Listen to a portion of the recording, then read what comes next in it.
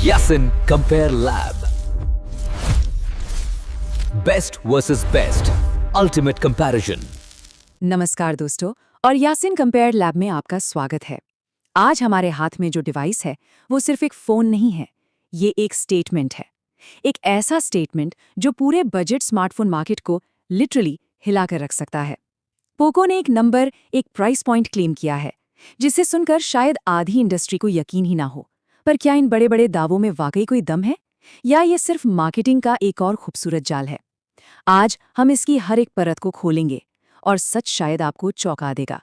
तो चलिए मुद्दे की बात पर आते हैं। सवाल सीधा सा है, क्या एक 120 हर्ट्ज रिफ्रेश रेट वाला 5G फोन सच में इतना सस्ता हो सकता है कि वो आपके एक वीकेंड के खर्चे से भी कम हो?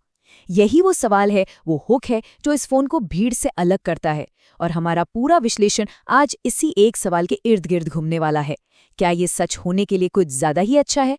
Let's find out. और ये रहा जवाब। बैंग, 7,999 रुपए। जी हाँ, 7,999 रुपए, ये है इसकी इंट्रोडक्टरी कीमत। एक ऐसा प्राइस टैग जो इसे इस सेगमेंट का नहीं, शायद पूरे मार्केट का सबसे खतरनाक दावेदार बना देता है।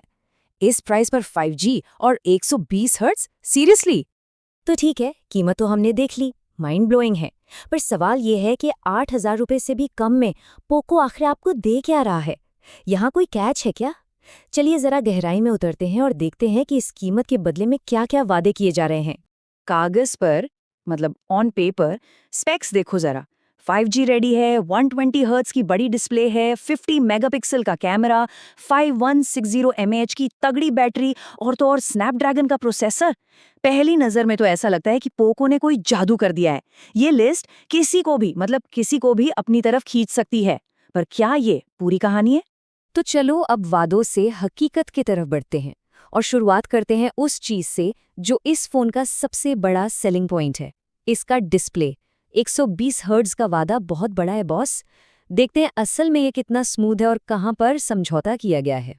और यहाँ पर एक अच्छी खबर है, ये सिर्फ कागजी शेर नहीं है, रियल वर्ल्ड में इसका एक्सपीरियंस वाकई में बहुत स्मूथ है। टेक चाय के रिव्यू में भी साफ लिखा है कि इंस्टाग्राम, ट्विटर पर स्क्रॉलिंग एकदम मक्खन जैसी है। ऐप्स के बीच स्विच करना भी बिल्कुल फ्लूइड लगता है। तो हाँ, वो 120 हर्ट्ज वाला फील आपको यहाँ जरूर मिलेगा। लेकिन, और ये एक बहुत बड़ा लेकिन है, यहीं पर पहला बड़ा समझौता सामने आता है। आपको 120 हर्ट्ज का बटरी स्मूथ रिफ्रेश रेट तो मिल रहा है, पर स्क्रीन का रेजोल्यूशन सिर्फ HD+ है, फुल HD नहीं। अब इसका मतलब क्या है? देखो, स्क्रॉलिंग और UI चलाने में तो मजा आएगा, पर जब आप नेटफ्लिक्स या यूट्यूब पर कोई हाई क्वालिटी वीडियो देखोगे ना, तो वो शार्पनेस, वो क्रिस्पनेस आपको नहीं मिलेगी जो एक फुल HD पैनल पर मिलती है। तो ये एक क्लासिक ट्रेड ऑफ है, स्मूथनेस के लिए शार्पनेस की कुर्बानी। चलो डिस्प्ले से आगे बढ़ते हैं और बात करते हैं फोन के दिल की, मतलब इसकी परफॉर्मेंस की। क्या इस गाड़ी का इंजन इसके स्मूथ पहियों का साथ दे पाता है, या फिर यहाँ भी कोई कहानी है? Let's check it out. इस फोन में लगा है स्नैपड्रैगन 4S Gen 2 चिपसेट। अब ये नाम सुनकर कंफ्यूज मत होना। बेसिकली ये एक नया 4 नैनोमीटर का प्रोसेसर है, जिसे क्वालकॉम ने खास तौर पर सस्ते 5G फोन के लिए बनाया है। छोटा NM साइज का मतलब होता है बेहतर पावर एफिशिएंसी। तो उम्मीद ये है कि ये अच्छी परफॉर्मेंस और बैटरी लाइफ का एक बैलेंस बनाकर चलेगा।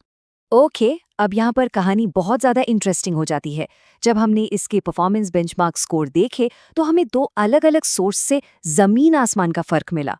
यूनाइट फॉर बाय पर इसका स्कोर लगभग 3,81,000 है, वहीं बजाज फिनसर पर सिर्फ 2,44,000।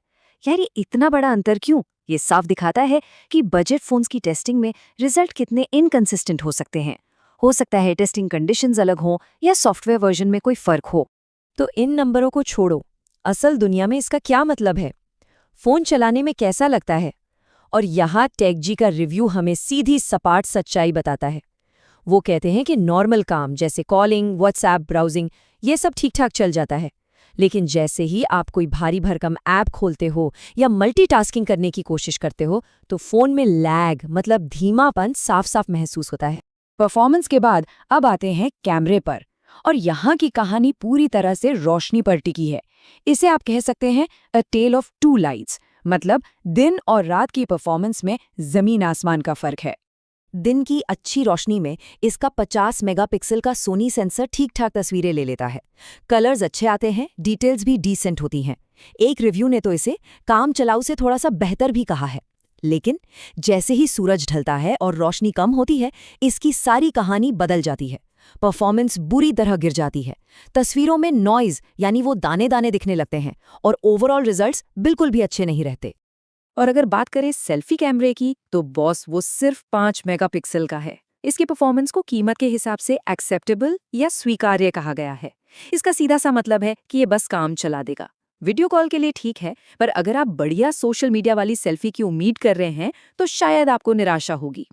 तो ठीक है, हमने डिस्प्ले देख लिया, परफॉर्मेंस की हकीकत जान ली और कैमरे का सच भी सामने आ गया। इन सब बातों को ध्यान में रखते हुए अब वक्त है अंतिम फैसले का। क्या ये फोन लेना चाहिए? चलिए सब कुछ एक साथ रखकर हिसाब लगाते हैं। तो ये रही पूरी तस्वीर एक नज़र में। एक तरफ है इसकी खूबियां, जबरदस्त कीमत, मक्खन जैसा स्मूथ 120 हर्ट्ज का डिस्प्ले और एक शानदार बड़ी बैटरी। दूसरी तरफ है इसकी कमियां, हैवी यूज में परफॉर्मेंस का लैग करना, रात में खराब कैमरा परफॉर्मेंस और वो HD+ रेजोल्यूशन वाला डिस्प्ले। फोन थोड़ा बड़ा और भारी भी है, और हाँ, IP52 रेटिंग भी है जो हल्के पुल्के पानी के छींटों से इसे बचाएगी। तो हम घूम फिरकर वापस उसी सवाल पर आ गए जहां से हमने शुरू किया था। क्या पोको C75 5G अपनी कीमत पर एक अनबीटेबल बेजोड़ डील है, या फिर ये सिर्फ कुछ जरूरी समझौतों का एक बहुत ही सावधानी से बनाया गया बैलेंस है? देखिए, इसका जवाब हाँ या ना में नहीं है। इसका जवाब इस बात पर निर्भर करता है कि आपकी ज़रूरत क्या है। अगर आपके लिए एक सुपर स्मूथ स्क्रीन, 5G और लंबी बैटरी लाइफ सबसे ज़रूरी है और आप कैमरा और हैवी गेमिंग से समझौता कर सकते हैं, तो ये फ़ोन आपके लिए बना है। लेकिन अगर आपको एक शार्प डिस्प्ले और एक भरोसेमंद कैमरा चाहिए, तो शायद आपको कहीं और देखना होगा।